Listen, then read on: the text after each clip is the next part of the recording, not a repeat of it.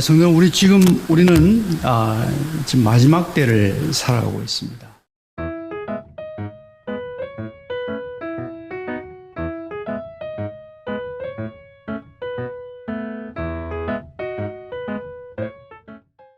성경에서 말하는 이 종말의 때를 살아가고 있습니다. 여러분, 세상이 점점 악해지고 있습니다. 세속화의 쓰나미가 무섭게 밀려오고 있습니다. 바른 양심, 바른 믿음을 가지고 살아가기가 정말 너무도 힘든 그런 세상입니다. 영적 쓰나미가 교회 안으로 밀려 들어와서 지금 교회와 세상의 경계가 무너져 버렸습니다. 제가 1989년도에 네덜란드에 가서 만 10년을 목회와 유학을 하고 2000년도에 들어왔는데 10년 사이에 한국교회가 완전히 변해 있더라고요. 그 변화된 모습을 딱 한마디로 말하면, 제가 떠나가기 전까지만 해도 세상은 저기 있고 교회는 여기 있고 세상과 교회가 구별이 있었어요, 우리 생각 속에. 그런데 2000년 딱 들어와 보니까 교회가 세상이에요.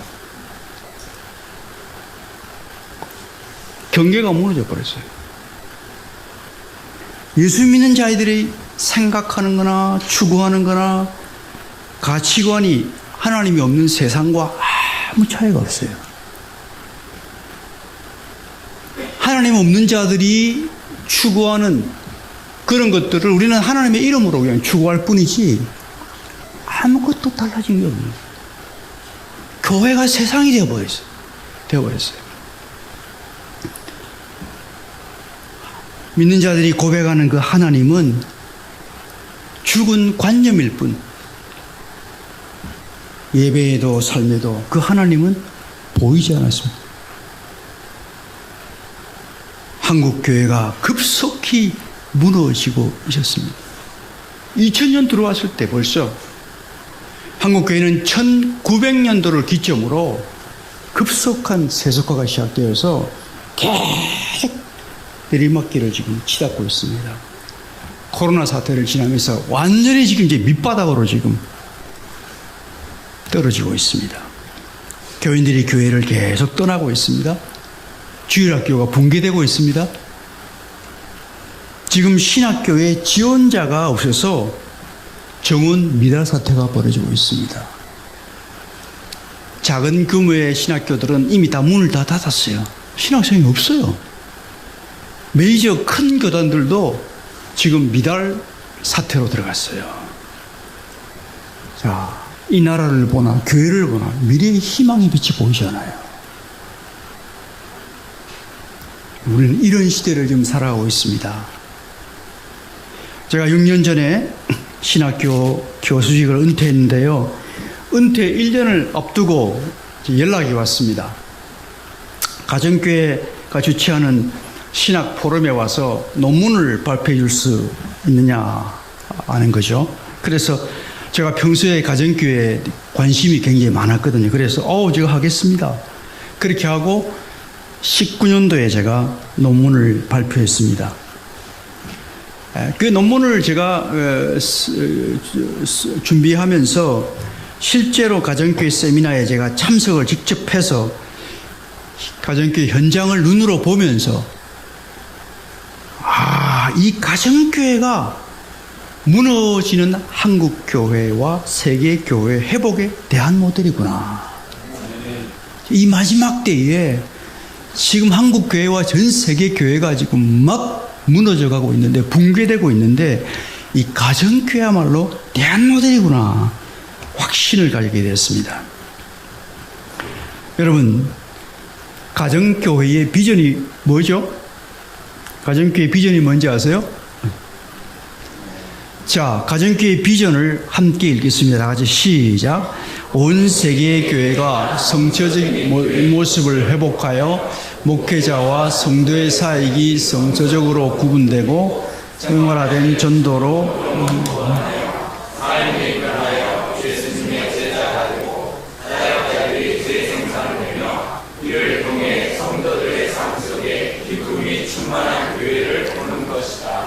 여러분, 가정교회가 지향하는 교회상이 지금 이 비전 속에 압축되어 있어요. 지금. 여러분, 가정교회가 어떤 교회냐? 가정교회란 이런 모습의 성경적 교회예요. 지금 여러분, 여기에 제시된 5가지 비전 가운데 4가지는 여러분들이 익히 잘 알고 있는 내용이에요. 그렇죠? 늘 듣던 이야기죠, 거의. 자, 근데 여러분, 마지막 5번째 비전은 어떻습니까? 평소에 늘 강조되는 내용인가요? 아닌가요? 어때요? 이 5번째 이 비전을 평소에 자주 많이 들었어요? 안 들었어요? 별로 그렇게 많이 강조 안 되죠? 그렇죠? 자, 근데 여러분, 저는 목회자가 아니고 신학자거든요. 그래서 어떤 실천의 이면에 깔려있는 신학을 보는 안목이 있어요, 저는. 자, 그래서 딱 제가 이 보는 순간에, 이야, 이 5번째 비전이 바로 신학교 회복을 강조하는 가정교회가 갖춰야 할 매우 매우 중요한 자질이다 하는 것을 발견하게 됐습니다. 이 가정교회의 마지막 그림인 거예요. 마지막 그림이 어떤 교회냐? 성도들의 삶 속에 기쁨이 충만한 교회다. 이 마지막 비전은 첫 번째에서 4번째 이 비전을 통해서 이루어지는 가정교회의 최종 모습인데요. 그게 뭐라고요? 성도들의 삶 속에 기쁨이 충만한 교회를 보는 것이다. 여러분, 왜 많은 교회의 자질 가운데 하필이면 왜 이 모습이 가정교회의 최종 비전으로 제시되고 있죠? 그 이유가 뭐죠? 1세기의 신약 교회가 바로 이런 모습을 보여주고 있기 때문입니다.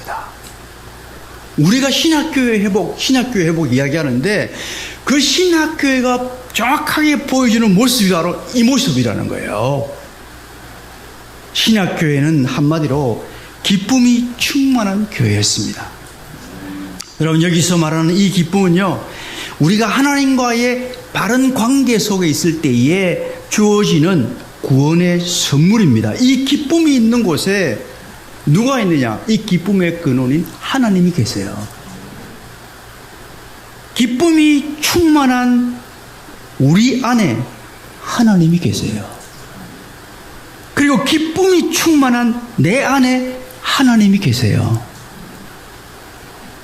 여러분, 하나님 나라가 어떤 것입니까? 로마서 14장 17절 다 같이 시작. 하나님의 나라는 먹고 마시는 일이 아니라 성령 안에서 누리는 의와 평화와 기쁨입니다. 맨 마지막 끝에 하나님의 나라는 의와 평화와 기쁨입니다.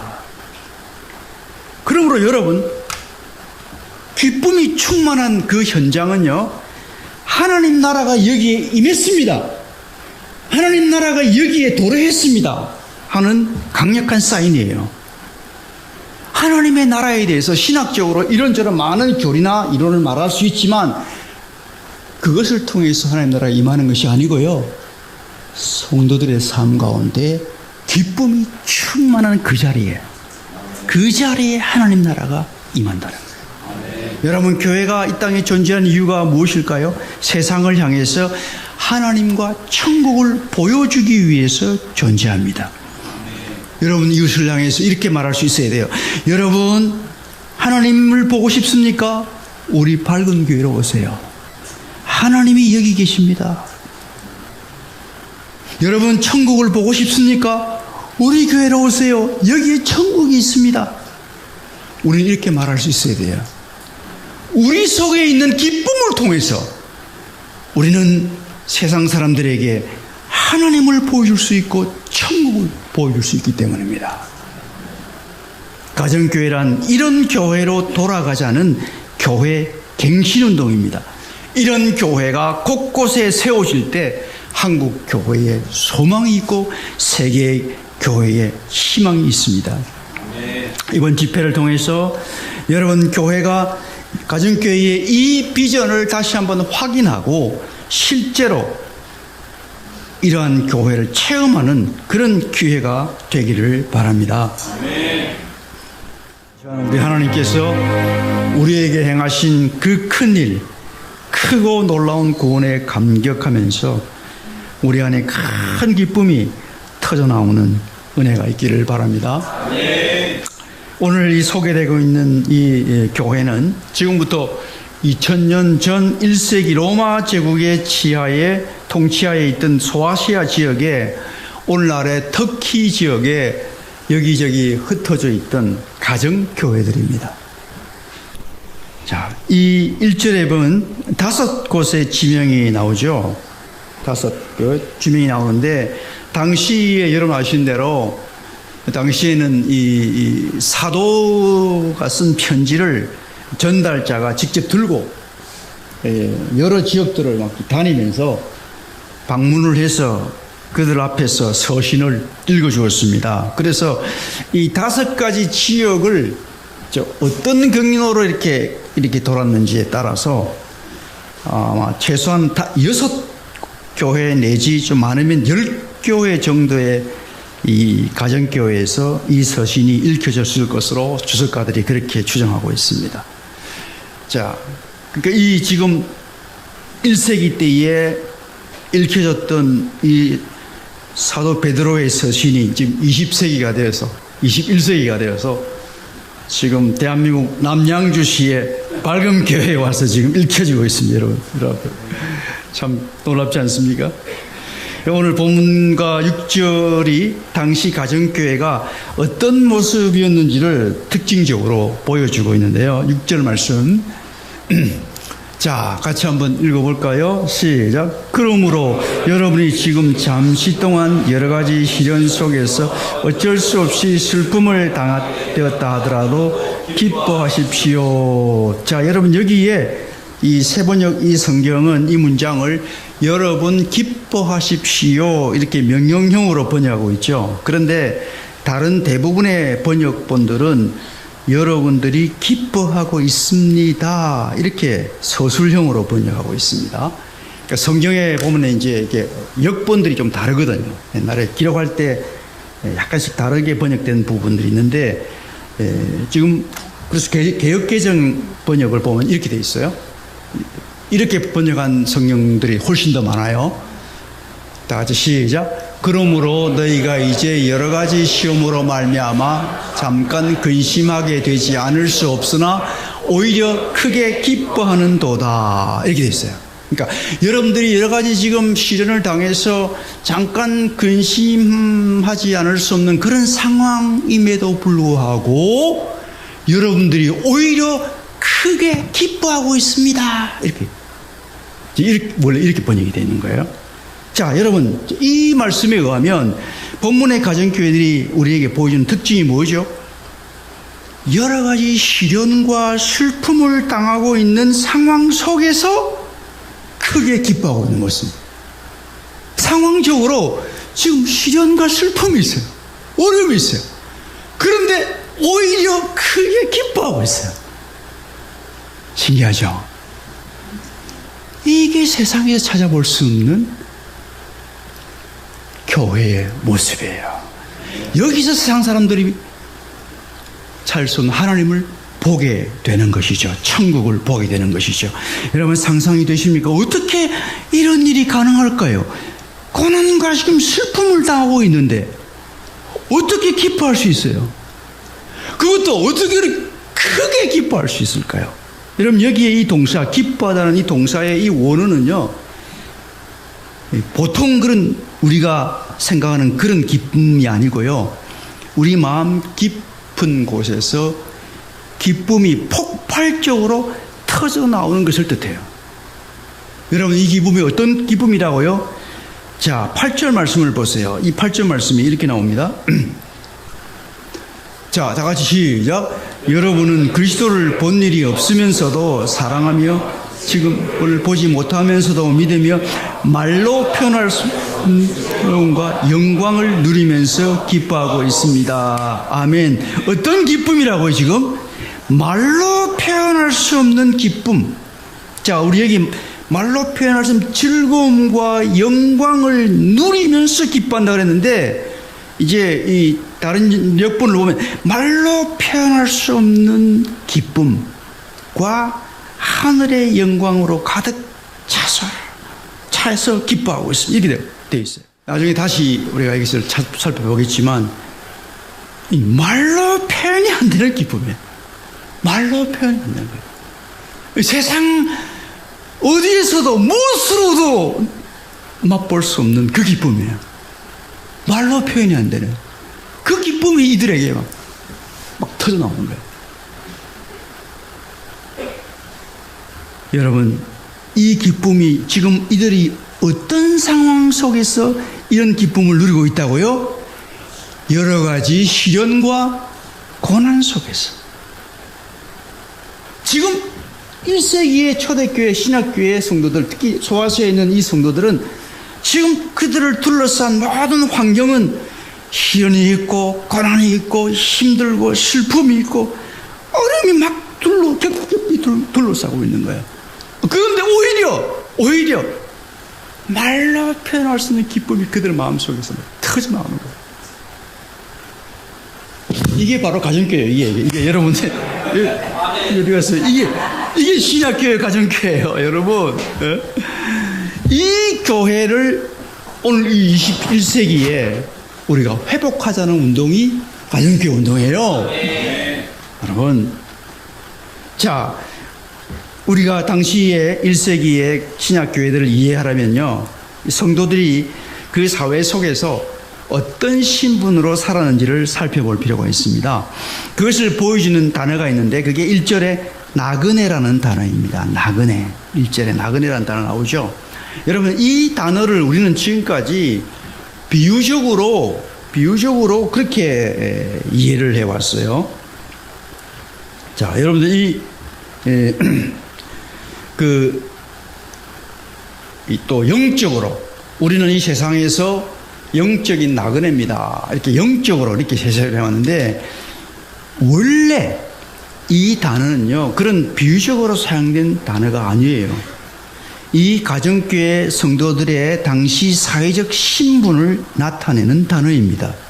2장 1절에 보면 나그네와 거류민 같은 여러분, 이런 표현이 나오는데요.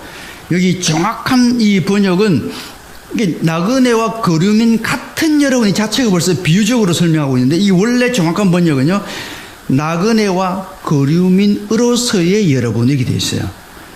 자, 제가 설명을 좀 더 드릴게요. 당시 로마 제국에 세 가지 부류의 사회적 신분이 있었습니다. 제일 위에 시민권자를 가진 사람이에요. 그 다음 맨 아래 노예와 이방인, 그 다음에 그 중간에 나그네와 거류민이라는 신분이 있었어요. 그러니까 패스포트가 다른 거예요, 이게. 정식 패스포트를 갖고 있는 사람은 시민권 가진 사람 제일 위에. 그 다음 영주권, 임시허가증, 이런 사람들. 그 다음에는 뭐 거의 인간 취급 못 받는 그런 부류의 사람들. 이런 세 신분이 있었는데, 이들은 여기에 거류민과 나그네, 이 나그네는 이 사람들은 시민권이 없는 외국인 거주자를 지칭하는 그런 단어입니다. 여기 나그네라는 이 단어는 이제 고향을 떠나서 잠시 외국인을 머무는 외국인을 가리킵니다. 여러분, 우리나라의 그 임시 거주 허가증 가지고 와서 한국에 몰면서 일을 하며 돈을 버는 이주 노동자들 있지 않습니까? 그런 사람들, 그런 신분이 여기 말하는 나그네예요. 법적으로 그 당시 로마 사회에서 나그네. 자, 그리고 거류민은 여러분 영주권을 가지고 미국이나 일본에서 체류하며 살아가는 우리 한국 교민들 있지 않습니까? 그죠? 그런 사람들. 국적은 한국인인데 남의 나라에서 거주하는 사람들을 거류민이라고 그래요. 이렇게. 근데 예수 믿는 이 사람들은 주로 이 두 번째 계층들이 많았다는 거예요. 정상적으로 시민권을 가진 사람들은 별로 없었다는 거예요. 여러분, 로마 제국에 살고 있지만은 그 거름과 이 나그네는 시민권이 없었기 때문에 사회 속에서 권리가 제한되고 박탈을 당한 소외 집단이었습니다. 힘이 없는 거예요. 자, 결혼도 아무나 하고도 할 수 없도록 법적으로 제한을 당했어요. 토지 소유도 마음대로 못하고요. 재산 상속이나 투표나 이런 데도 제한을 주었어요. 그러니까 불이익을 주는 거예요. 너희들은 우리나라 정식 시민이 아니잖아. 너희들은 객이잖아. 이렇게 차별도 받은 거죠. 그 사회에서 누구에게서도 보호받지 못하고 아무도 그들을 따뜻하게 받아주지 않았습니다. 사회 어디에도 마음 둘 곳이 없는 사람들이었습니다. 그 사회가 만든 그 울타리, 경계와 울타리 밖에 있는 사람들이었습니다. 그 사회의 주변부에서 살아가는 아웃사이더, 요즘 젊은 사람들이 아싸라고 그러죠. 아싸. 아싸들이었어요, 이 사람들. 인사가 아니고 아싸. 성도 여러분, 그 당시 그 사회에 이 예수 믿는 그 당시 가정교회 성도들이 그 사회의 나그네와 거류민 신분이었다는 것은 무엇을 말할까요? 1세기의 그 지역의 기독교인들이 사회적으로 소외 계층이었다는 거예요. 약하고 힘없는 사람들이 복음을 먼저 받았다는 거예요. 상당수가 그 중에 상당수는 기독교로 개종한 유대인들이죠. 유대인들은 이미 벌써 이 바벨론 포로 시대에 벌써 자기 나라를 잃어버리고 떠돌이 생활을 한 사람들이잖아요. 거기까지 와 있었던 거죠. 거기서 이제 복음을 받아들이고 개종해서 그리스도인이 된 것이죠. 물론 거기에는 이방인 출신의 그런 신자들도 있었습니다. 뒤에 읽어보면 이제 그런 표현들이 막 나와요. 자, 우리가 또 한 가지 우리가 생각할 것이 있는데, 그 당시 로마 제국의 그 종교와 문화입니다. 곳곳에 여러 신들과 지역신을 섬기는 신전과 사당이 있었습니다. 곳곳에. 여러분, 일본 가보면 신사가 곳곳에 있어요. 곳곳에. 도시도 곳곳에 신사가 있습니다. 곳곳에 가다가 제사 드리고 하는 것이 그들이 문화예요, 문화. 일본에는 800만의 신들이 있다 그러죠. 예. 그렇게 잡신들이 많은 나라예요. 그 자기의 문화예요. 곳곳에 신전이 있어요. 신사들이 있어요. 로마에도 여러 지역에 그 지역신을 섬기는 신전과 사당들이 있었고요. 그리고 가정에서도 그 신들을 숭배하면서 매일 제사를 하고 복을 비는 것이 그들의 이 생활화되었습니다. 그런 문화였습니다. 도시마다 차이는 있지만은 소아시아의 몇몇 지역은 아주 경제적으로 풍요해가지고 아주 쾌락과 향락이 아주 넘치는 그런 문화를 갖기도 했습니다. 여러분, 그러한 상황 속에서 예수를 믿고 기독교인으로 산다는 것이 여러분 어떤 것인지 상상이 되십니까? 그 사회를 지배하는 그 주류 문화와 이 종교에 완전히 둘러싸여서 포위를 당해서 살아야 하다는 그런 위치에 있었던 거죠. 그 사회 속에 살면서 예수 그리스도가 나의 왕, 나의 하나님입니다, 나의 주입니다라고 고백하면서 그들이 모두가 따르는 그런 문화와 관습을 내가 거부하고 따르지 않으면 어떻게 될까요? 사람들이 모이면 모두가 술을 마시는데 모두가 자기의 신들을 찬양하고 경배하는데 나는 예수 믿는 사람 할 수 없어요. 나는 예수 믿는 사람 못해요. 거부하면 어떻게 되죠? 모두가 그 자기들이 믿는 그 신들, 성적으로 굉장히 음란한 신들이 많았거든요. 그 음란 패설하면서 깔깔거리는데 나는 기독교인이라고 하면서 거기에 참여하지는 어떻게 될까요? 완전히 따돌리면 왕따 당하는 거죠. 왕따. 저놈들, 저 예수이들 저 봐라. 저 모자랐다고 가지고 사람들에게 눈총받고 차별대우를 받게 되는 것입니다. 그래서 출세길이, 그 사회에서 출세길이 완전히 막히는 거죠. 저는 1950년대 초에 부산에서 태어났는데요. 저희 부모님은 경상도 분이 아니에요. 이북 함경도 출신입니다. 그런데 6.25 전쟁 때에 부산으로 피난을 내려와가지고 부산 중에서 제일 끝에 영도라는 섬이 있거든요. 섬 중에서 제일 끝 동네 그쪽까지 피난 가가지고 거기서 제가 태어났어요. 근데 처음에 또 저해가지고 여러분 새빵살이 해야 되잖아요. 집을 구하는데 동네 사람들이 저 예수생이라고 방을 안 돌려줬답니다. 부모님이 그렇게 힘들었다고 이야기를 한 것 들었습니다. 저 예수인들 쭉 방 빌려주면 안 되는데 재수 없다고. 타지에서 온 낯선 사람이죠. 거기다가 예수까지 믿으니까 완전히 차별당한 거죠. 제가 어릴 때 친구 집에 놀러 가면 집집마다 다 불상이 있었고 뭐 이상한 미신 상들이 다 집집마다 다 있었어요. 제사가 생활화되어 있었던 거죠. 그런 문화 속에서 예수 믿는 사람이 끝까지 있으니까 완전히 일적인 사람이잖아요. 차별하는 거죠. 제가 중학생 때 어느 날 교회에 가면서 제가 이 성경책을 딱 손에 들고 버스에 탔어요. 근데 모두가 다 앉아있고 나 혼자 성경책을 딱 들고 이제 이렇게 서 있었습니다. 그런데 모두가 다 나를 너 예수행이지 하면서 따가운 눈총으로 나를 바라보는 것 같은 그런 느낌을 받았어요. 그 순간에 내가 약간 부끄러움을 느꼈던 그런 기억이 남아있어요. 그만큼 적대적으로 나를 보는 거죠. 다 불신자들이 그 예수행이네 딱 이렇게 보는 거죠. 요즘 뭐 성경책 가져간다고 누가 관심이나 기울입니까? 근데 그 당시는 그랬다는 거예요. 예. 여러분, 당시 한국 기독교회는 인구의 5%가 채 안 됐어요.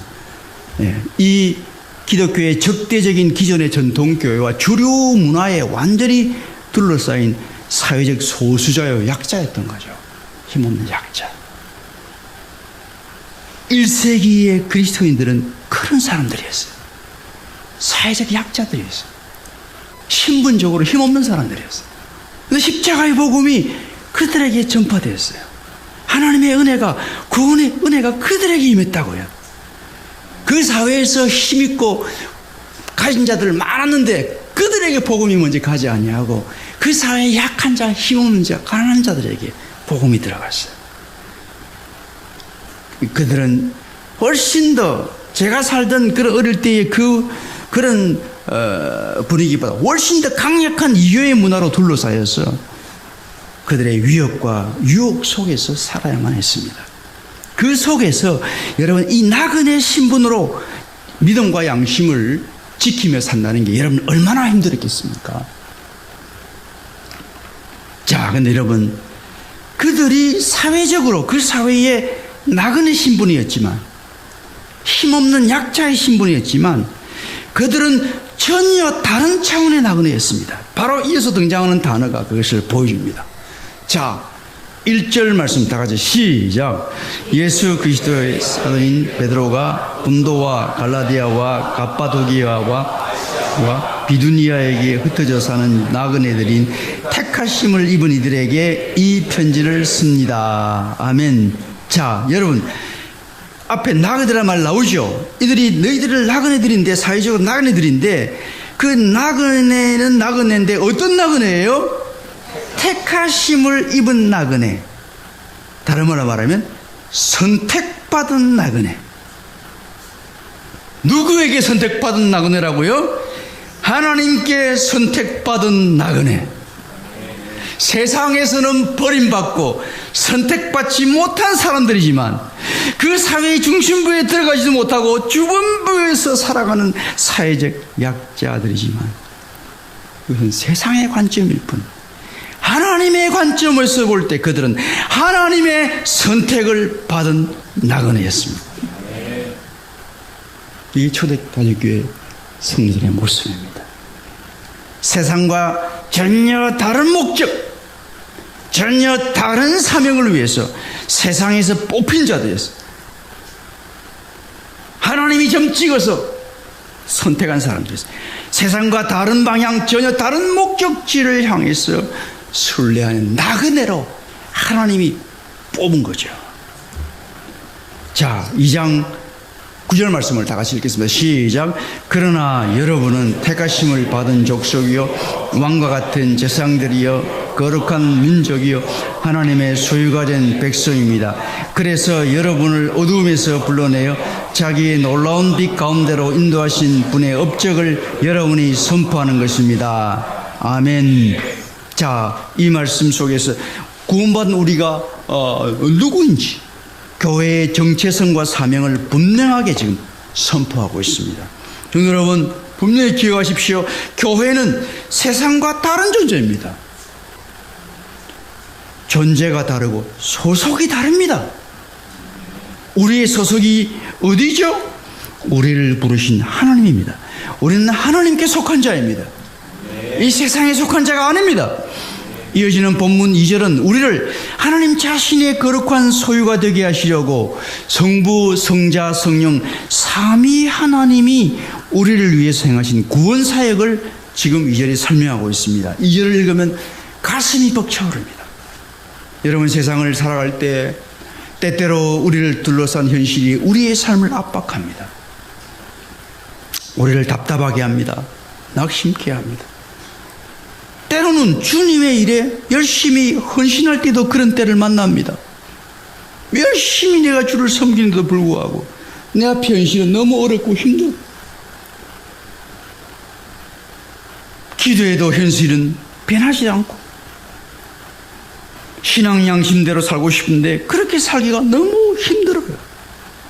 그런 우리를 향해서 베드로가 지금 이렇게 힘껏 외치고 있습니다. 당신들을 둘러싸고 있는 것은 세상이 아닙니다. 세상보다 크신 하나님이십니다. 그 하나님이 지금도 당신들을 위해 일하고 계십니다. 믿음의 눈을 열어 그 하나님을 바라보세요. 이렇게 지금 외치고 있는 거예요. 자, 2절 말씀 같이 읽어볼까요? 2절 말씀 시작. 여러분을 미리 거룩하게 해주셔서 여러분은 순종하게 되고 예수 그리스도의 핏부림을 받게 되었습니다. 여러분에게 은혜와 평화가 더욱 가득 차기를 빕니다. 아멘. 자, 여기에 우리의 구원을 위해서 성부, 성자, 성령 하나님이 지금 동원되고 있습니다. 우리의 구원을 위해서 성부 하나님이 지금 어떤 일을 하셨습니까? 우리를 미리 아시고 선택하셨습니다. 여러분 기억하십시오. 여러분이 이 세상에 태어난 것 여러분의 선택입니까? 믿음으로 하나님의 자녀가 되고 하나님의 가족이 된 것 여러분의 선택입니까? 이 적대적인 세상에서 하나님의 소유로 왕같은 제사장으로 우리가 살아가는 것 여러분의 선택입니까? 아닙니다. 하나님의 선택입니다. 아멘. 내가 세상에 태어나기도 전에, 아니 이 세상이 창조되기도 전에, 영원 전에 하나님이 저와 여러분을 아셨대요. 이미 알았대요. 그리고 때가 되어 부르셨대요. 힘들지 않습니까? 내가 하나님을 알기도 전에 그분이 나를 선택하신 것입니다. 여러분 놀랍지 않습니까? 우리의 구원을 위해서 성령 하나님은 무슨 일을 하십니까? 우리를 세상과 구별해서 하나님을 닮은 거룩한 존재가 되게 하시라고 계속해서 우리를 거룩하게 하십니다. 우리를 세상과 다른 존재로 계속해서 빚어가십니다. 여러분 예수를 믿어 구원받았지만 우리 안에는 교만과 시기와 질투와 미움과 게으름과 분노와 음란과 같은 온갖 죄성이 또아리를 들고 그 틈만 있으면 고개를 쳐들고 튀어나오지 않습니까? 예수 믿어도 때로는 불신자보다 더 악한 생각과 악한 행동들을 할 때가 있지 않습니까? 여러분, 한평생 예수를 믿었는데도 왜 이렇게 변하지 않죠? 예수님은 네 원수도 사랑하고 축복하라고 하시는데 원수는커녕 내 곁에 있는 배우자, 내 부모 형제도 제대로 사랑하지 못합니다. 성경은 오래 참으라고 하는데 별것 아닌 말 한마디에 1초도 못 참고 분노가 폭발합니다. 제가 그런 사람이에요. 안 그렇게 생겼죠? 제가 그런 사람이에요. 성경은 세상을 사랑하지 말라고 하는데 돈과 명예와 쾌락이 하나님보다 더 좋아요. 더 의지하게 돼요. 하나님은 모호하잖아요. 돈은 확실하잖아요. 보장하잖아요. 하나님은 보장이 안 돼. 다 해준다는데 언제 줄지 모르겠어 도대체 이거. 안 붙잡히지가 않아 도대체 이거. 예? 그러니까 우리가 당연히 누굴 더 의지해요? 돈을 더 의지하지. 돈을 더 믿지. 말은 하나님 이야기 믿다 하지만 하나님 안 믿어요. 그렇잖아요. 안 믿어요. 성령 하나님은 이런 우리를 가만두지 않으세요. 하나님께서 우리를 영원전에 택하셨기 때문에 계속해서 우리 마음에 역사하셔서 우리 안에 남아있는 죄악들로부터 우리 자신을 점점점 더 자유롭게 하고 믿음과 사랑 안에서 그리스도를 닮아가게 하시는 성화의 역사를 이루어 가신다는 것입니다. 이를 통해서 우리는 세상과 다른 존재, 하나님 나라의 거룩한 백성이 되어가는 것입니다. 여러분, 성령 하나님께서 공기처럼 지금 우리를 둘러싸고 우리 안에서 일하고 있습니다. 이거 믿으셔야 돼요. 우리는 그 속에서 오늘 우리가 숨을 쉬고 살아갑니다. 오늘 우리 앞에 전개되는 모든 상황, 모든 슬픔, 모든 고난을 성령 하나님은 우리를 거룩하게 하시는 도구로 사용하세요. 더 거룩해지라고 이런저런 일을 통해서 나의 자존심을 왕창 그냥 깨뜨리십니다. 내 안에 있는 그 세상을 향한 욕심을 제거하시려고 이런저런 실패를 겪게 하십니다. 차라리 예수 안 믿을 때는 통하던 게 예수 그런데 안 통해. 너는 그렇게 살면 안 된 자야.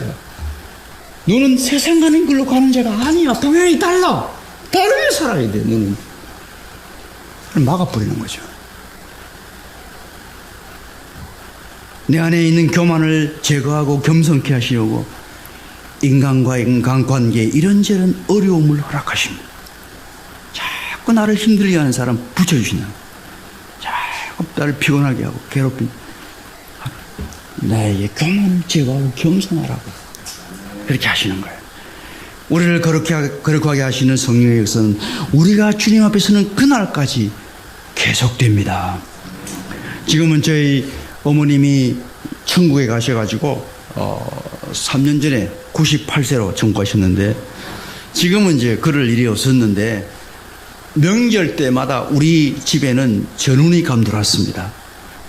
아내가 명절 때만 되면 시댁에 가는 것을 너무너무 싫어하는 겁니다. 저희 형님이 어머님을 모시고 오셨는데 부산에서, 저는 천안에 살고 저희 형님이 성격이 아주 불같아요. 참 순수하고 좋은 놈도 있는데 한번 불이에요. 불. 그 순간 팍 나옵니다. 우리 형님도 지금 2년 전에 천국 가셨지만 어느 날 명절날 우리 성의 없이 늦게 왔다고 시아버지한테, 아주버니한테 혼이 났습니다. 그 이후로 명절만 되면 우리 아내에게 시댁 가기 싫어하는 명절 증후군이 발동하는 거예요. 예, 벌써 며칠 전부터 이제 얼굴이 굳어지고 막 분위기가 심상치 않은 거예요. 우리 집 사람은 전형적인 A형이에요. 한번 상처받으면 꽝하게 오래 가잖아요. 저는 O형. 저는 시간만 지나면 예전에 다 잊어버려요.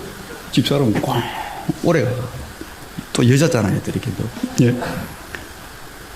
제가 보기 아내 모습이 기가 막히는 거죠.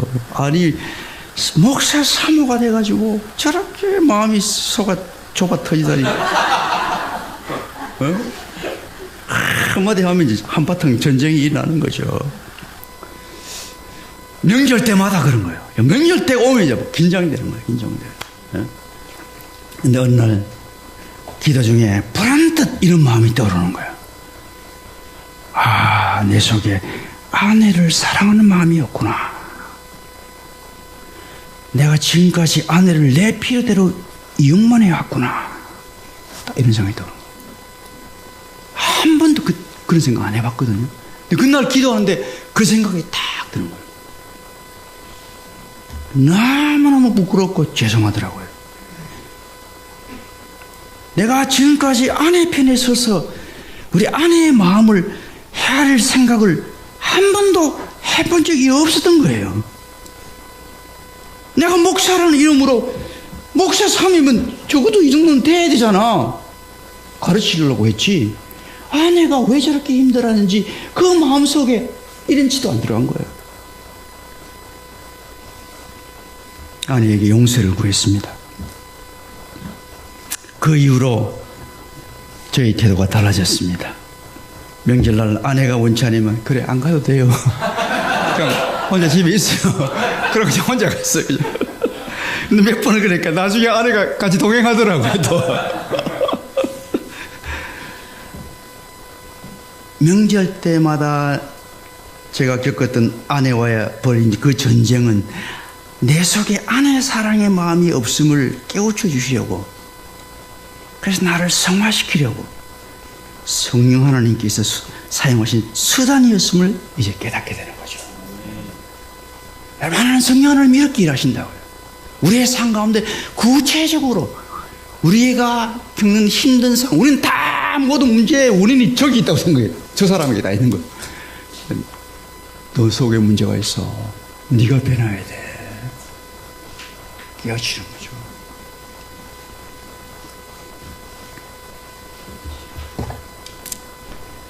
우리의 구원을 위해서 성자 예수 그리스도께서 하신 일이 무엇입니까? 십자가에 죽기까지 순종하시고 희생의 피를 뿌리셨습니다. 성부 하나님께서 교회를 택하여서 세상에서 불러내시고 성령 하나님께서 교회를 거룩하게 하시는 것은 바로 교회가 예수 그리스도의 그 순종과 그의 피 뿌림에 참여하기 위해서입니다.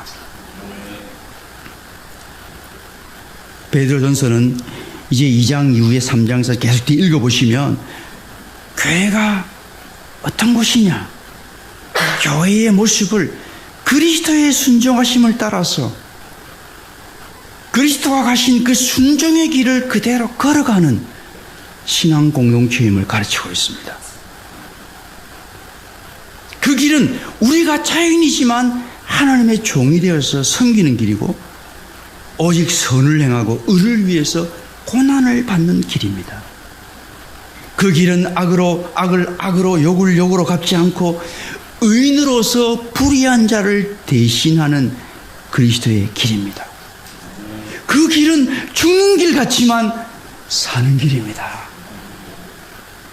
그리스도께서 가신 길이고 교회가 따라가야 할 바로 그 길입니다. 그것을 위해서 성부 하나님께서 영원전에 우리를 선택하시고 성령 하나님께서 부단히 우리를 거룩하게 만들어 빚어가시는 겁니다. 우리가 이 길을, 주님이 가신 그 순종의 길을 계속 따르기 위해서는 그리스도의 피 뿌림이 필요합니다. 그리스도께서 대신 피 흘리심으로 우리가 의롭다 하심을 입었지만은, 그러나 우리는 자주 죄에 넘어지고 우리의 영혼이 자주 죄로 더럽혀집니다. 마치 새 옷을 사서 입지만 시간이 지나면 자꾸 때가 묻듯이, 먼지가 묻듯이 자꾸 때가 묻어요. 우리 영혼에 때가 묻어요. 이로 인해서 하나님과의 교제가 무너지고 하나님께 우리가 불순종하며 살게 됩니다. 그러므로 이 그리스도의 핏뿌림, 이 핏뿌림은 죄를 정결케 하는 의식이거든요. 나환 자, 구약에서 나환 자들에게 정결하는 의식으로 피를 뿌렸거든요. 피를 뿌립니다. 그래서 우리가 이 그리스도의 핏뿌림을 계속 받았어. 우리 영혼이 이 세상을 살아가면서 죄의 오염으로부터 계속 정화되어야 하는 것입니다. 이것을 통해서 우리가 그리스도께 온전히 순종하게 되고 주를 위해 기꺼이 고난받는 성화에 이르게 되는 것입니다. 그리스도의 이 보혈의 은혜, 핏부림의 은혜가 얼마나 놀라운지 모릅니다. 이어지는 본문 3절 이하에서는 우리 하나님의 그 크고 놀라운 구원이 성도들의 삶에 어떤 모습으로 지금 나타나고 있는지를 보여주고 있습니다. 이 놀라운 구원을 받은 우리의 삶 가운데 어떤 특징이 나타나고 있는가? 한마디로 기쁨이 충만한 삶입니다. 자, 이 8절을 한번 다시 보시겠습니다. 여러분, 이 기쁨이 어떤 기쁨이라고 다시 한번 봅니다. 말로 다 표현할 수 없는 기쁨, 즐거움. 있습니다. 예, 말로 표현할 수 없는 기쁨이요. 그 기쁨, 삼위 하나님의 이 구원의 은혜를 우리가 누리며 살 때 이런 놀라운 기쁨을 우리가 맛보며 살게 되는 거죠. 하늘의 영광으로 가득한 기쁨 속에서 살 수 있다는 것입니다. 이 기쁨은 이 세상이 주는 기쁨이 아닙니다. 하늘의 기쁨입니다. 천국의 기쁨입니다. 세상을 이기는 기쁨입니다. 여러분, 이 기뻐하다는 시제를 잘 보세요. 이게 미래입니까? 현재입니까? 죽어서 천국 가면 하늘 영광을 누리며 여러분들이 기뻐하게 될 것입니다. 입니까? 아닙니다. 지금 여기서 기뻐하고 있습니다.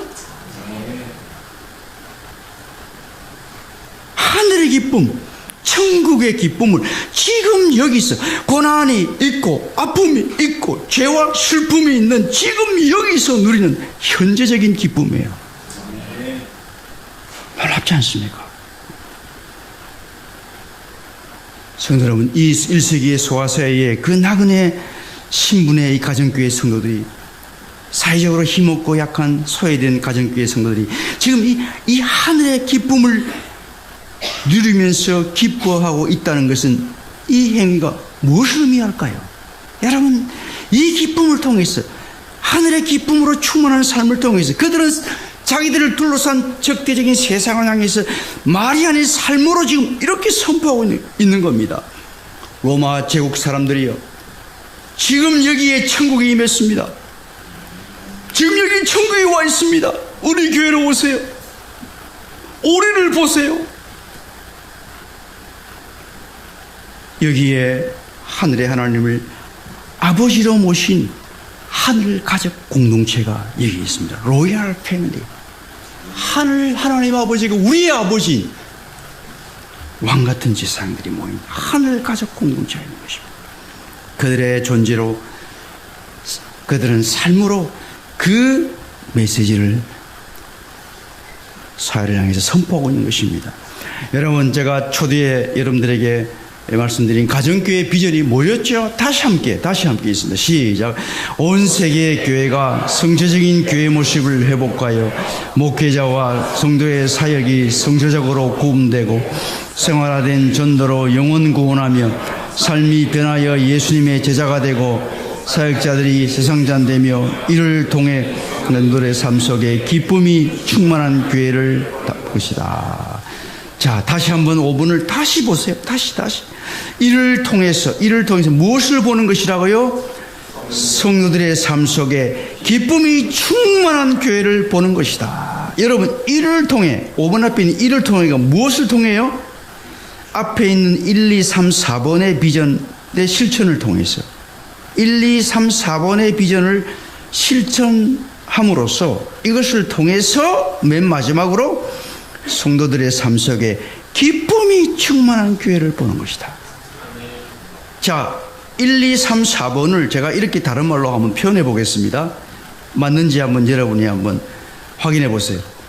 세축 내 기둥 붙들고 영혼 구원하며 예수님의 제자가 되는 것을 통해서, 맞습니까? 예, 이 4번까지 요약하면 그렇게 말하죠. 세축 내 기둥 붙들고 영혼 구원하며 예수님의 제자가 되는 것을 통해서, 제가 내일 이제 제자도를 강의할 겁니다. 이 부분에 대해서. 이것을 통해서 마지막 어디에 이르게 된다고요? 성도들의 삶 속에 기쁨이 충만한 교회를 보게 되는 것이다. 이게 바로 가정교회가 지향하는 신약교회의 모습입니다. 네? 우리가 지금 이 모습을 회복해야 되는 거죠. 근데 우리는 계속 모이면 세축 내기동, 용구의 제삼자, 이것만 자꾸 이야기하는 거예요. 그 다음으로 가야 되는데, 거기 머물러 있어. 돼요, 안 돼요? 안 되죠.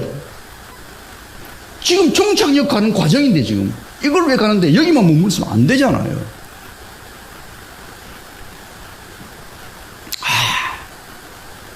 모르는 소리입니다. 전도하기가 얼마나 힘든 줄 아세요? 예, 우리 가정께 우리 목장 모임이 얼마나 힘든지 아십니까? 그것도 모르고 그런 소리 하지 마세요. 그럼 우리가 언제 5번 가는데 언제 걸릴까요? 주님 오실 때까지 5번까지 못 가겠네. 그럼 가정교회 실패죠. 그렇죠?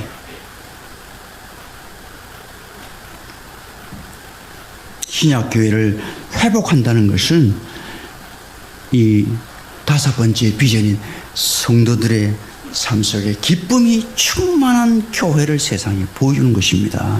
이것을 통해 세축 내기둥이 있는 거고요. 목장이 있는 거고요. 이것을 위해서 목자 목녀가 있고요. 영혼 구원하며 제자를 만드는 것입니다. 고난 중에서 기쁨이 하늘의 기쁨으로 충만한 그 모습은 1세기 신약교회의 특징이었습니다. 이 베드로전서에 있는 디아스포라 교회만 그런 게 아니에요. 자, 다른 데 찾아볼까요? 자, 제가 성경을 예를 들어 보여드릴게요. 자, 로마서 5장 3절 시작. 그뿐만 아니라 우리는 고통을 당하면서도 기뻐합니다. 제가 이건 공동번역으로 했습니다. 자, 그 다음에 시작.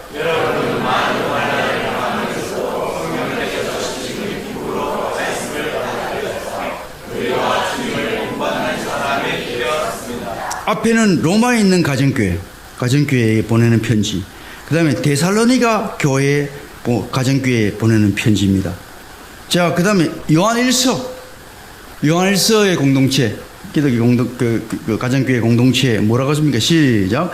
우리가 이 길을 쓰는 것은 우리의 서로의 기쁨이 차고 넘치게 하려는 것입니다. 여러분에게 이 서신을 보내는 목적은 왜 우리 여러분 서로에게 기쁨이 차고 넘치게 하기 위한 겁니다. 이렇게 최종 목적이에요. 자, 마지막 고린도후서 13장 11절 고린도교회를 시작. 예. 여러분 빌립보 교회도 기뻐하라, 항상 기뻐하라. 그 말씀 데살로니가서 계속 나오지 않습니까? 다른 데 생략했습니다. 자, 무슨 말입니까? 신약 교회에는 곳곳의 교회 속에 이 기쁨이 차고 넘치는 것이 그들의 삶의 특징이고 당연이었어요. 왜냐하면 하나님이 그들 가운데 임재한 가장 확실한 증거였기 때문에, 확실한 사인이었기 때문에. 뭐 신약교회를 회복한다? 신약교회로 돌아간다? 이런 교회로 돌아가는 거예요. 오늘 본문에 나타난 기쁨을 이렇게 연구해 보면 두 가지 구원을 통해서 누리는 기쁨입니다. 두 가지 구원을 통해서 우리가 누리는 기쁨인데요. 한 가지는 미래적 구원을 향한 기쁨이고, 다른 한 가지는 현재적 구원을 통해 누리는 기쁨입니다. 우리가 구원을 이야기할 때에 우리는 주로 이 미래적 구원을 자꾸 이야기하죠. 죽고 난 뒤에 천국 가는 거. 그것도 있지만 또 한 가지는 현재적 구원을 통해서 누리는 기쁨입니다. 여러분, 먼저 6절과 7절에서 성도들은 미래의 하늘에서 받을 상급을 지금 소망하면서 기뻐하고 있습니다. 여러분, 예수 믿어 거듭난 사람들에게 일어나는 결정적인 변화가 무엇일까요? 세상에 하나님 믿음이 없는 사람들과 확연하게 차이나는 결정적인 변화가 무엇일까요? 예수 그리스도의 부활 신앙을 통해서 소망을 가지게 된다는 것입니다. 산 소망을 갖게 된다는 것입니다. 자, 여러분 보십시오. 3절입니다.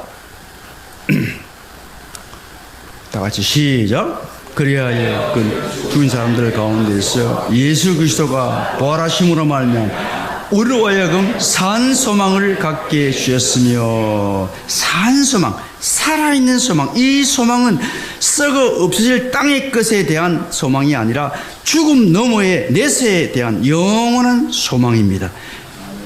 여기 산 소망이라는 말은, 이 소망은 살아있는 생명체처럼 우리 안에서 점점점 자라고 커가는 소망이라는 거예요. 여러분, 우리가 천국에 대해서, 우리가 이 땅을 떠나면 천국에 간다는 것 정도는 다 알고 있어요. 그런데 과연 천국이 어떤 곳일까는 잘 몰라요. 그렇죠?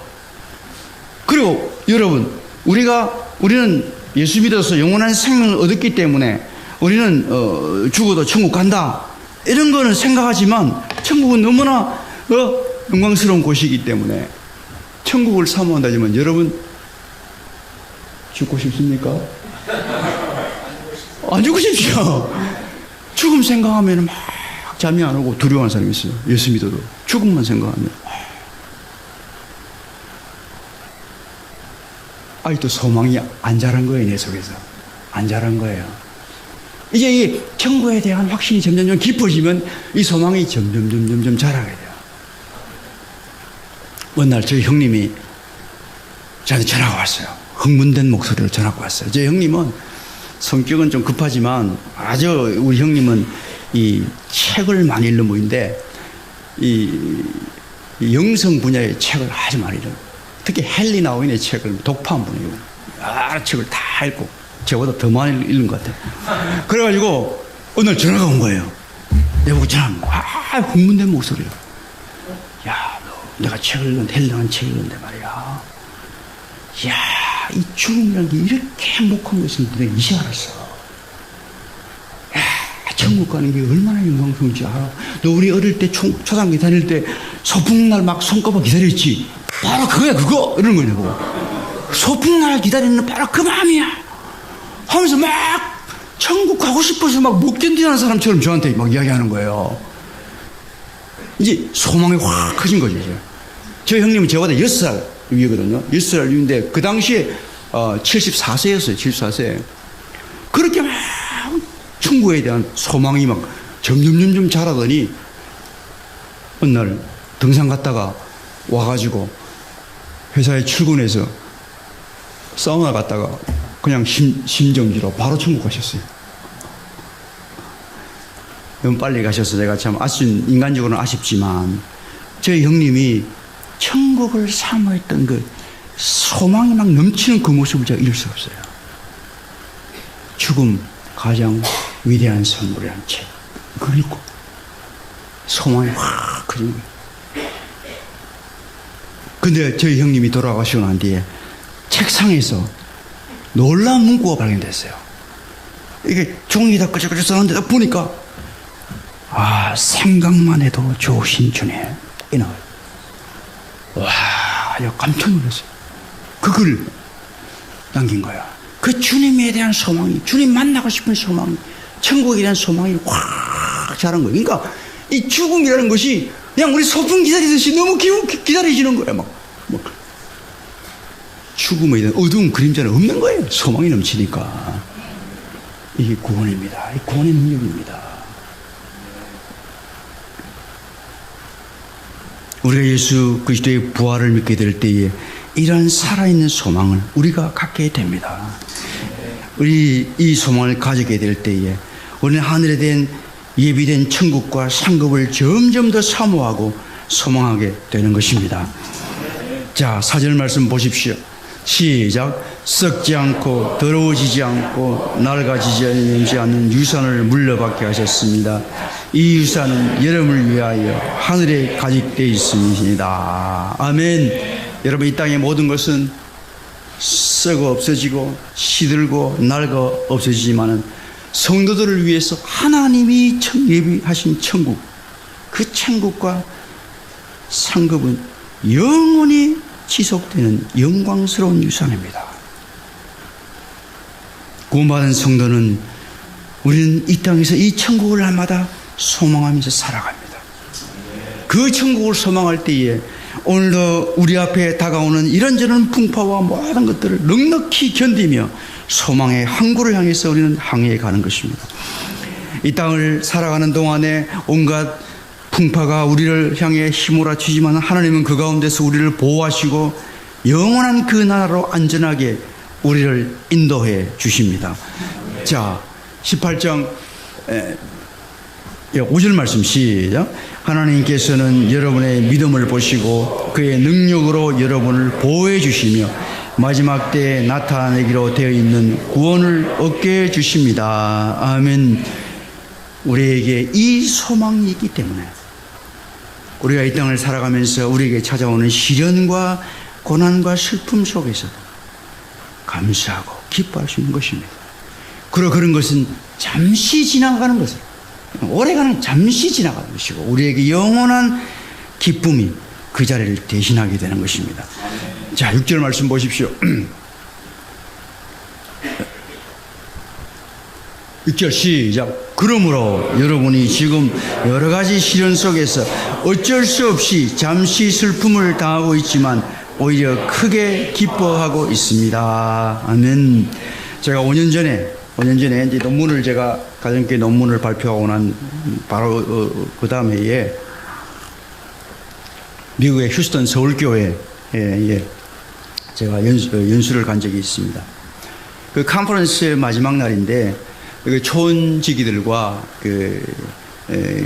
질의응답하는 시간이 있었습니다. 그 초원지기들은 20년 이상 목장을 섬긴 그런 목자들이었습니다. 한 목사님이 이렇게 질문을 했습니다. 목원들을 섬길 때 힘들고 상처받을 일이 많았을 텐데 어떻게 그 어려운 상황을 견뎌냈습니까? 하니까 한 초원지기가 탁 마이크를 잡더니 빙그레 미소를 지으면서 이렇게 말하는 거예요. 영원 구원 때문에 받는 상처는 저에게 천국에서 받는 훈장이요 상급입니다. 이야, 제가 그 말을 잊을 수가 없습니다. 이야, 어떻게 저런 고백이 나와요? 어떻게 저런 고백? 20년 이상을 목장을 섬긴 목자입니다. 여러분, 그분에게 그 목장을 섬기면서 힘들고 고통스러운 어려운 순간이 얼마나 많았을까요? 여러분, 그들이 섬기는 그 교회는 언어도 다르고 문화가 다른 미국 땅에서 사는 이민자들이거든요. 여러분, 이민자들, 저도 화란에서 이민교회를 오면 목회해봤지만 이민자들 가운데 별별 사람 다 있습니다. 정신적으로 온전치 못해. 왜냐면 내 말 마음대로 못 쓰지요. 딱 틀 속에 갇혀서 살지요. 내가 한국에서 스카이 나오고 왜 나오고 아무도 안 알아줘요. 넌 동양에서 놀아나 황종. 딱 깔보고 무시하고. 사람 인간 대접 안 해줘요. 돈 많이 벌고 벤츠 타고 딱 우리 그 집사가 딱 지나가니까 너 중국 식당에서 돈 벌었어? 뭐 이런 식으로. 비아냥거리고 놀리고 완전히 사람 우습게 보는 거죠. 그러니까 이게 심리적으로 병든 사람 많아요. 그런 사람들이 목원들로 막 오는 거예요. 와가지고는 베라벨 소리도 하고 막 그걸 다 견디는 거예요. 내가 영혼 구원 때문에 내가 받는 상처는 천국에서 받을 훈장이요 상급입니다. 믿음으로 보는 거죠. 얼마나 값진 고백입니까? 당장 그냥 목사님 때려치우고 그냥 딴 교회 가서 그냥 편하게 신앙생활 해야지 이런 유혹이 왜 없었을까요? 그분들한테 왜 없었을까요? 예? 천국을 향한 분명한 소망이 있었기에 주님이 주신 기쁨으로 낭낙히 견뎌낸 거죠. 십자가의 능력으로. 그 전통교회 장로나 무슨 이런 권사나 그런 직분자들에게 찾아와서는 찾아볼 수 없는 그 믿음과 영성의 깊이가 확 다가오더라고요. 여러분, 가정교회가 아니고 어디서 이런 깊은 신앙과 영성을 찾아볼 수 있을까요? 저는 거의 없다고 생각합니다. 목자, 목요로운 신앙 여러분들 힘들고 어려운 순간이 얼마나 많습니까? 하늘에 예비된 천국과 상급을 소망으로 사모하시기 바랍니다. 오늘 여러분이 주를 영혼구원을 위해서 당하는 희생과 상처와 아픔과 이 모든 것들은 장차 주님께 앞에 봐서 받을 상급임을 날 기억하시기를 바랍니다. 주님 주시는 기쁨으로 넉넉히 견디고 승리하시기 바랍니다. 오늘 본문에 나타난 이제 마지막 또 한 가지 기쁨이 있는데요. 그것은 현재적 구원을 통해서 누리는 기쁨입니다. 이것은 매일매일 우리가 주님 말씀과 기도로 주님과 교제하면서 그리고 성도들과의 교제를 통해 누리는 기쁨입니다. 여러분 사랑해 보셨죠? 사랑을 해보셨죠? 여러분 사랑하는 사람과 얼굴을 마주하고 있을 때 느끼는 기분이 뭔지 아시죠? 사랑하는 사람하고 딱 얼굴 맞대고 있을 때 그 기쁨, 여러분 그 기분 뭐 말할 필요가 없죠. 여러분 사랑하는 사람은 생각만 해도 막 기쁘잖아요. 목소리만 들어도 막 가슴이 뛰잖아요. 예? 근데 여러분 그런 차원과 얼굴을 마주하고 서로 바라볼 때 느끼는 그 기쁨은 차원이 다르지 않습니까?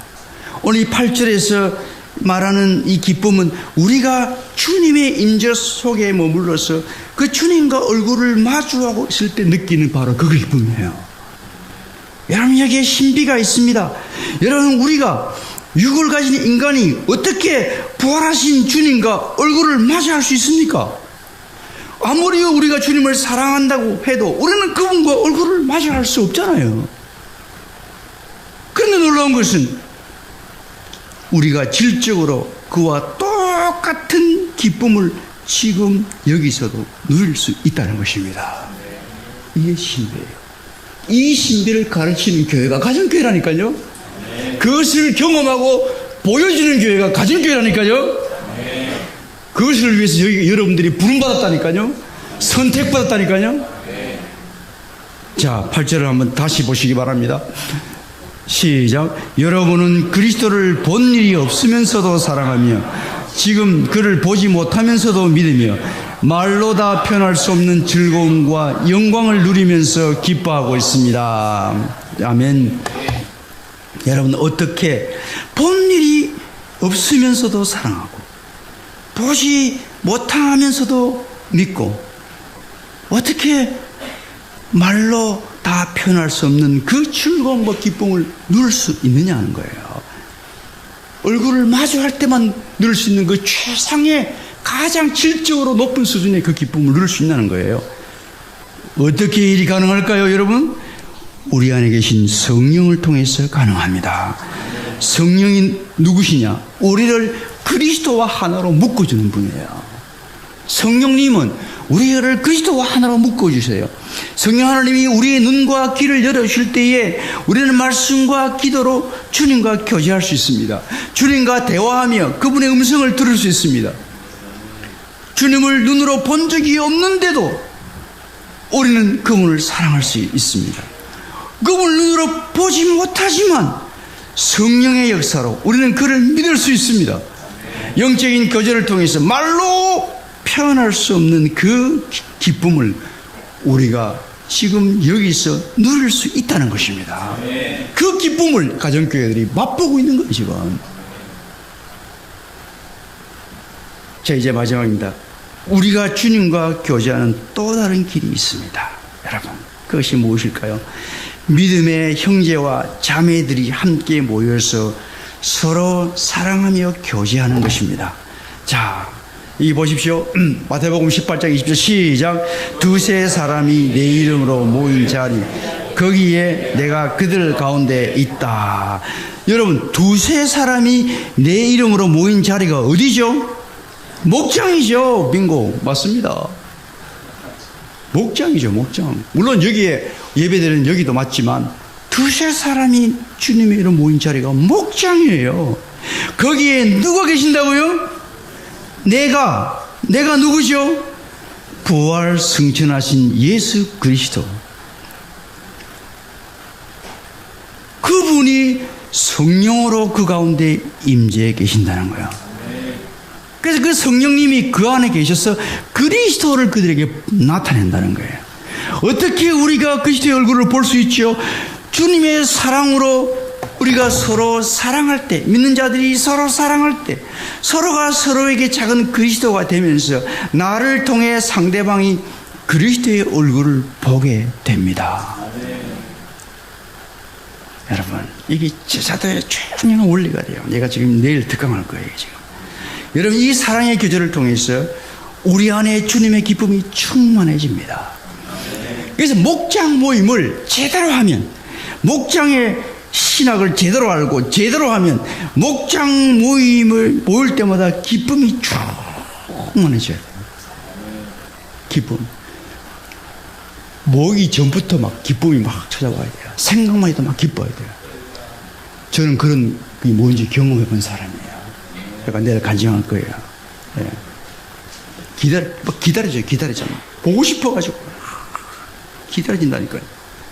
미운 사람이 막 보고 싶다니까요. 막. 보고 싶다. 이게 내 마음이 아니에요, 내 마음이. 보고 싶다니까. 막. 그 안에 그리스도가 계시기 때문에. 그러니까 우리끼리 그냥 만나는 게 아니라니까요. 자, 보십시오. 요한복음 15장 11절 12 시작. 내가 너희에게 이런 말을 하는 것은 내 기쁨이 너희 안에 있게 하고 또 너희의 기쁨이 넘치게 하려는 것이다. 내 계명은 이것이다. 내가 너희를 사랑과 같이 너희도 서로 사랑하여라. 아멘. 자, 내 기쁨이 너희 안에 있게 하고 또 너희의 기쁨이 넘치게 하려는 거죠. 여기 넘친다는 거 잠깐 나오죠. 기쁨이 막 차고 막 넘치도록 그런 기쁨을 내가 주고 싶어 너희에게 주려고 한다. 내가 너희를 사랑한 것과 같이 너희도 서로 사랑해라. 이 말은 제가 내일 강의를 하겠지만 미리 이야기 드리면 네가 작은 그리스도가 되라는 거야. 네가 저 사람에게 그리스도가 되라는 거야. 왜? 지금은 그리스도가 어디 계시냐? 영으로 내 안에 계시기 때문에. 네 안에 있는 그리스도를 삶으로 보여주라는 거야. 그거 보고 네 목원들이 그리스도를 보게 된다 이 말이에요. 이게 목장 모임의 핵심이에요, 핵심. 이거 알면 목장 모임의 차원이 달라져 버려요. 여러분 기억하십시오. 목장에서 성도의 교제는 그저 사람들끼리의 교제가 아니에요. 그리스도와 교제하는 것입니다. 여기에 그리스도의 기쁨이 경험되는 것입니다. 자, 내일 특강 시간에 자세히 설명하겠습니다. 기대하십시오. 마지막 때를 살아가는 우리에게 하나님이 주시는 이 기쁨이 필요합니다. 이 기쁨으로 세상을 이기고 이 땅에서 천국을 맛보며 거룩한 순례자로 살아가시기 바랍니다. 여러분 교회가 이 기쁨으로 충만한 교회가 돼서 이웃에게 천국을 보여주는 교회가 되기를 축원합니다. 제가 이제 마지막으로 이 기쁨을 함께 나누기 위해서 이 기쁨을 주시도록 우리가 기도하고 마치겠습니다.